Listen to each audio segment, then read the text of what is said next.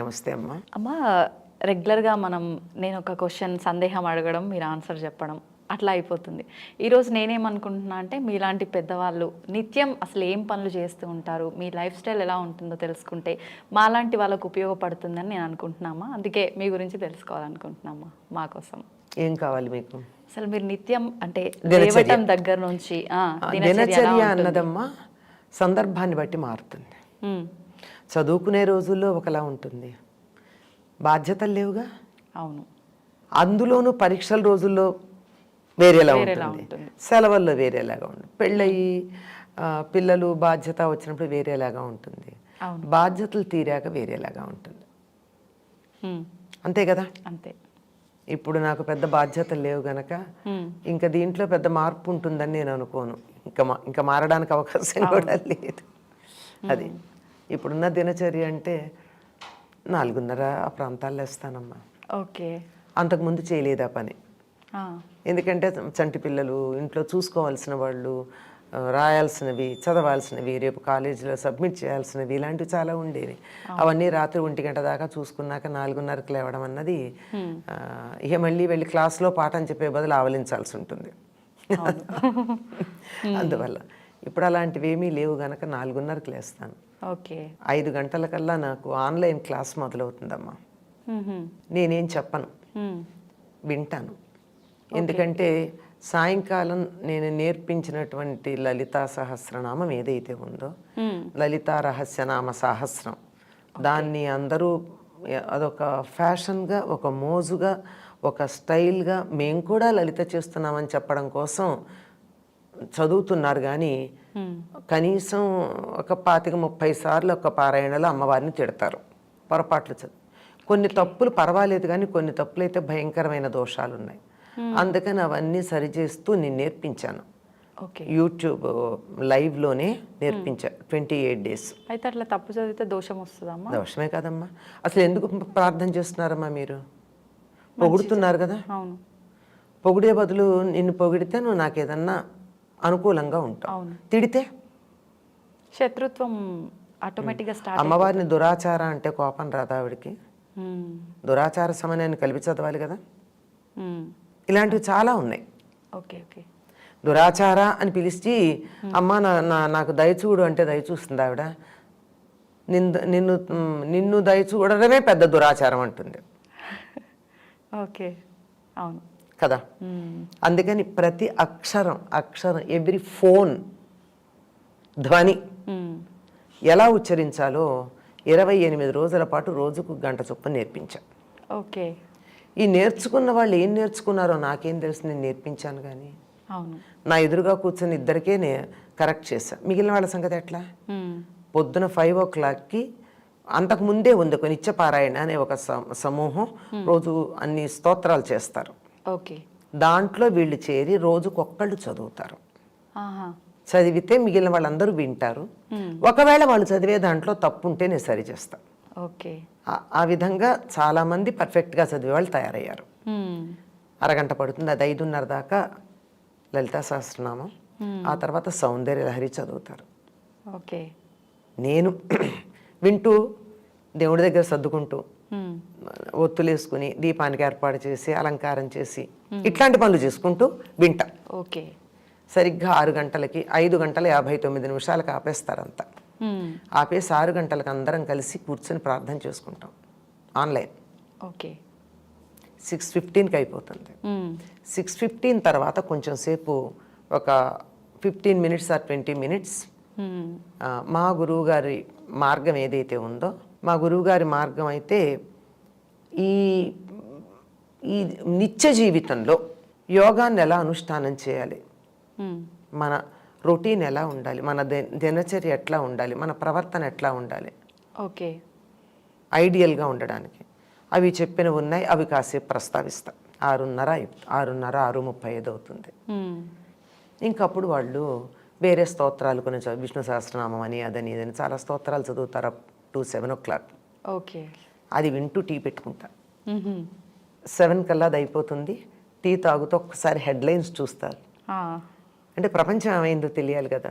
నేను కూడా ప్రపంచంలో ఒక భాగం. అందుకని 7:05 అయ్యేటప్పటికల్లా ఎస్విబిసి పెట్టుకుంటాం. రామాయణం చాలా శ్రద్ధగా వింటా. ఓకే. అవుతుంది. ఈ 8 తర్వాత నా మిగిలిన పూజ ఇత్యాదుల పనులు చాలా ఉంటాయి. 9, 9:30 కల్లా పూజ వంట అన్నీ పూర్తయిపోతాయి. బయటికి ఏదన్నా వెళ్ళాలంటే 9:30కు భోజనం చేసేస్తా. లేదంటే కొంచెం సేపు ఆగి ఈ కాసేపట్లో నా మొక్కలను ఒకసారి పలకరించుకొని దానికి ఏమన్నా సంస్కరించాల్సి ఉంటే సంస్కరించి వాటికి సేవ చేయాల్సింది ఏమన్నా ఉంటే చేసుకుని 10, 10:30 లోపల నాకు భోజనం. అంటే కొంచెం వేరియేషన్ ఇక్కడే నాకు. బయటికి వెళ్ళాలా ఇంట్లో ఉంటానా దాన్ని బట్టి 10:30 కల్లా నా పని అయిపోతుంది. 10:30 నుంచి 4 గంటల దాకా ఫ్రీ. అంటే బయట చదువుకోవడం రాయడం, నేను ఆర్టికల్స్ రాసుకుంటాను కదా, అవి రాసుకోవడం కానీ మాట్లాడడం కానీ ఏదో వేరే పనులు ఎన్నో చాలా ఉంటాయి కదా, ఇవన్నీ చేసుకుని 4:30 కల్లా మళ్ళీ నేను జూమ్లో కూర్చుంటాను, రామాయణం చెప్తా. 4:30 నుంచి 5:15 కదా, 40 నిమిషాలు ఫ్రీ జూమ్. నేనేం పే చేయలేదు, ఫ్రీ జూమే వాడుకుంటాం. ఓకే, 40 నిమిషాలే కదా. 4:30 to 5:10. ఎప్పుడన్నా మళ్ళీ రీజాయిన్ అయ్యి ఇంకో 10 నిమిషాలు అంతే అయిపోయి మళ్ళీ కాస్త టీ తాగి 6 to 6:15 మా ప్రేయర్. ఓకే, అయ్యాక 6:30కి మళ్ళీ కూర్చుని కొంతకాలం సౌందర్యలహరి చెప్పాను, కొంతకాలం లలితా సహస్రనామం నేర్పించాను. ప్రస్తుతం కొంచెం ఇర్రెగ్యులర్గా ఉంది, ఎందుకంటే మా ఇల్లు ఇబ్బంది 4 రోడ్ల కూడల్లో ఉంటుంది కార్నర్లో. ఈ ఊరేగింపులు అవి మాకు చాలా డిస్టర్బెన్స్, అస్సలు అవ్వట్లేదు నా పని. ఇక మళ్ళీ మొదలు పెట్టుకుని ఇంకా అయిపోయింది కదా, మళ్ళీ అవి మొదలు పెట్టేస్తాను 6:30 కల్లా జూమ్లోనే. ఎంతమంది ఉంటారమ్మా?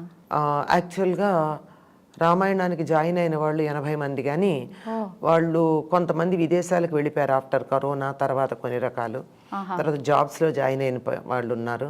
వాళ్ళకి మాత్రం నేను ఒక గ్రూప్ క్రియేట్ చేసి నేను ఇక్కడ వీడియోలో చెప్పేది నా ఫోన్లో ఆడియో చేస్తా, రికార్డెడ్ అమ్మా, ఆడియో రికార్డ్. ఓకే, అందరూ వింటారు. వాళ్ళు ఎక్కడున్నా ఆడియో వినొచ్చు కదా. అవును, లేదా తర్వాత అయినా వినొచ్చు. అవును, జూమ్ అయితే మనకి డైరెక్ట్గా వినడమే వీలవుతుంది. ఈ 6:30 దానికి అవేం చేయను, ఇది ఒక్కటే వాళ్ళకి మేము ఒక ఆఫీసులకి ఇబ్బందిగా ఉంది. అప్పుడు కరోనా టైంలో మాకు ఇబ్బంది లేదు కనుక విన్నాము. ఇప్పుడు మాకు ఎట్లా మాకు రామాయణం మీద మమకారం పోలేదు అంటే అది మందరం చెప్తాను, వాసుదాస్ గారిది, అదెవరు పెద్దగా చెప్పింది కాదు. వాల్మీకి రామాయణానికి యథాతథమైనటువంటి అనువాదం, పద్యాల్లో చాలా అందంగా అనువాదం చేసి మనకి ఎక్కడన్నా అనుమానాలు ఉంటాయేమో వ్యాఖ్యానం కూడా చేశారు ఆయన. మంచేత అది ఈ 6:30 to 7:30 ఒకదాని తర్వాత ఒకటి రకరకాల క్లాసులు తీసుకుంటూ ఉంటా. ఈ మధ్యకాలంలో చాలా బ్రేక్ అయింది, ఎందుకంటే ఈ గొడవలు కొన్ని, తర్వాత నేను ఏదన్నా ఊళ్ళకి వెళ్ళడం, నేను తిరుగుతూనే ఉంటాను, దానివల్ల అలా వెళ్ళినప్పుడు మాత్రం ఇక్కడ బ్రేక్ అవుతూ ఉంటుంది. ఇక 7:30కి అయిపోతుంది.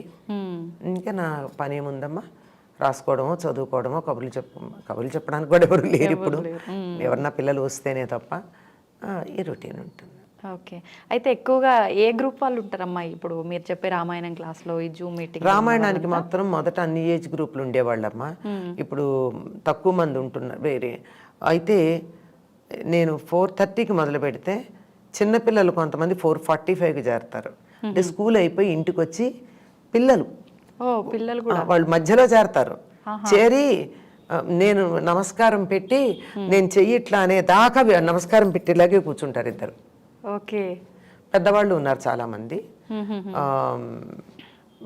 ఈ నేను వాట్సాప్ గ్రూప్లో పంపించే వాళ్ళందరూ 30 to 50 ఏజ్ మధ్య వాళ్ళు. ఓకే, వాళ్ళు జాబ్స్లో ఉన్నారు, మాకు వర్క్ ఫ్రమ్ హోమ్ కుదరట్లేదు, తర్వాత అవ్వట్లేదు, వర్క్ ఫ్రమ్ హోమ్ లేదు, విదేశాలకు వెళ్ళిపోయిన వాళ్ళు ఉన్నారు, రెగ్యులర్గా ఆఫీస్కి వెళ్ళాల్సిన వాళ్ళు ఉన్నారు. మరి వాళ్ళ కోసం మాత్రమే ఇది నేను ఆడియో పెడతాను. ఓకే, ఆ తర్వాత అయినా వింటారు వాళ్ళు, రాత్రికి వింటారు. రాత్రి ఎప్పుడో విన్నామని చెప్పడమో లేకపోతే నమస్కారం పెట్టడం లాంటివో చేస్తారు కనుక అది ఇట్స్ రన్నింగ్ అని తెలుస్తుంది.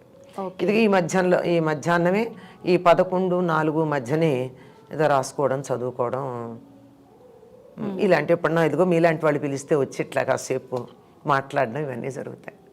కానీ 4:30 to 7:30 నేను ఎవరికి టైం ఇవ్వనమ్మా. అలాగే పొద్దున ఇవ్వను, పొద్దున 5 to 8 99% ఫోన్ తీయను. Hmm. సైలెంట్లో పెట్టి పక్కన ఉంటుంది. 7 వరకు అయితే అస్సలు తీయను. 7 to 8 అయితే సైలెంట్లో పెట్టి పక్కన ఉంటుంది. కొన్ని ఎమర్జెన్సీ కాల్స్ వచ్చే పాసిబిలిటీ ఉన్నాయే అవి మాత్రమే కనపడితే ఆన్ చేస్తా, లేకపోతే చేయను. ఆఫ్టర్ 8 నేను ఎవరితోన్నా మాట్లాడితే. ఓకే, మీతో రెగ్యులర్గా అంటే టచ్లో ఉన్న వాళ్ళకైతే ఈ టైమింగ్స్ చాలా మందికి తెలుసు. నేను 8 దాకా 8:10 అయ్యా 8:05 8:10 ఎప్పటికి వచ్చేస్తాయి నాకు ఫోన్స్ అన్ని ఓకే పొద్దున. అన్నీ ఒకదాని తర్వాత ఒకటి. యూజువల్ అప్పుడే చేస్తాను. ఈవినింగ్ కూడా, మధ్యాహ్నాలు కూడా పెద్దగా చేయరమ్మా. కారణం ఏంటంటే నేను ఇంట్లో ఉండను, తిరుగుతూ ఉంటాను, కాళ్ళ కింద చక్రాలు ఉన్నాయని తెలుసు కదా, ఇవాళ ఇక్కడికి వచ్చాను అట్లా. అందుకని ఎప్పుడో కానీ చేయరు. ఎమర్జెన్సీ ఉంటే చేస్తే సైలెంట్లో ఉంటుంది, వాళ్ళకి అర్థమవుతుంది. 2 రింగ్స్కి నేను తీయకపోతే పెట్టేస్తారు, తర్వాత ఎప్పుడో నెమ్మదిగా కాల్ బ్యాక్ చేస్తారు. ఓకే, ఎమర్జెన్సీ అయితే మెసేజ్ పెడతారు. ఓకే. అయితే చిన్నపిల్లలు కూడా ఉన్నారని అంటే అసలు నిజంగా గ్రేట్ అమ్మా. ఇప్పుడు ఇవాళ రేపు ఎవరు వినడానికి ఇంట్రెస్ట్ చూపిస్తున్నారమ్మా? చాలా తక్కువ. 2 పిల్లలమ్మా, వాళ్ళ అమ్మతో పాటు వచ్చి కూర్చుంటారు, వాళ్ళ అమ్మ కూర్చుంటుంది. వాళ్ళ అమ్మ కూడా ఈ మధ్యలో 4:30కి జాయిన్ అవటల్లా, పిల్లలతో పాటు పిల్లలు వచ్చాక వాళ్ళకి ఏదో మంచి ఇది ఇస్తూ ఉంటుంది. ఏదో కాస్త వాళ్ళు ఒక్కోసారి ఫుల్ డ్రెస్ కాకుండా కూడా వచ్చి కూర్చుంటారు ఆ పిల్లలు. వచ్చి నేను ఇలా అనేదాకా వెయిట్ చేస్తాను, దండం పెడుతూ కూర్చుని. చాలా తక్కువ మంది కదా, చాలా తక్కువ మంది 2 పిల్లలు. ఇంకొక ఆవిడకైతే మనవడు అమ్మమ్మ నమస్కారం అని అంటూనే ఉంటాడు నేను అనేదాకా. అందుకని ముందర రాగానే వాడు నమస్కారం తీసుకున్నాకే క్లాస్ మొదలు పెట్టుకుంటాను నేను. ఓహో, అయితే అసలు అంటే ప్రతి ఒక్కరూ ఇట్లాంటి ఒక balanced life time to time follow అవ్వాలని అనుకుంటారు, కానీ చాలా తక్కువ మంది అమ్మ ఫాలో అయ్యారు. అవ్వాలంటే కూడా కొంచెం ఇబ్బంది.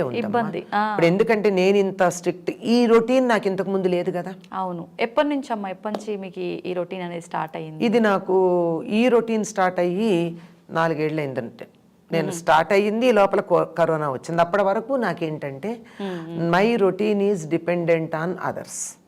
ఓకే, మా పిల్లల డెలివరీస్ అనుకోండి, నేను 4:30 క్లాస్లో కూర్చుంటానంటే అప్పటికి ఇంత జూమును గూగుల్ లేవు.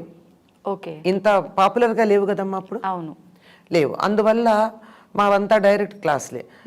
6:30కి మాత్రం తప్పనిసరిగా నేను ఏదో ఒక దేవాలయంలో ప్రవచనం చెప్తూ ఉండేదాన్ని 99%. ఓకే, ఇక మిగిలిన టైం అయితే ఇవి డెలివరీస్ అయినప్పుడు కానీ, బాలింతలను అటెండ్ అయ్యేటప్పుడు కానీ, ఇంట్లో వాళ్ళకు ఒంట్లో బాగుండినప్పుడు కానీ నేను ఈ రొటీన్ ఫాలో అవుతానని వాళ్ళని ఇబ్బంది పెట్టలేను కదమ్మా.